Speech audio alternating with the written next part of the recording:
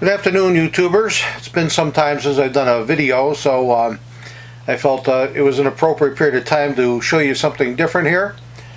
This is a Fisher Model 61 made in 1958. It has an 11 tube receiver in it. It was strictly monophonic, and it has 3 speakers and 11 tubes in the receiver. It came in mahogany, blonde, provincial, ebony, and walnut, and this particular model is a walnut color here. It consists of a mono AM/FM tuner and a 4-speed Garrard changer, and of course the changer has a high-class GE magnetic cartridge in it. This particular model was bought in June of 1958, June 9th, 1958, from Allied Radio, as a matter of fact, in Chicago, Illinois, and at that point in time it was $239.50, which is a lot of money back then. You know, this is, here we are, let's see, 50, 60 years later. So, quite nice. I'm going to just quickly show you inside here.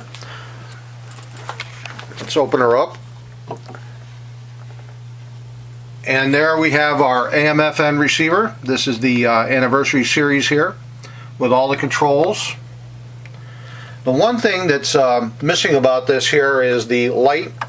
There's a light that lights up the interior, and it was working fine until, of course, when I went in there this morning and turned it on, it burned out. So it is what it is. But anyhow, let's play a record for you here. This one is Walking in the Rain, I think it is. Hold on one second. Let me just pull this up.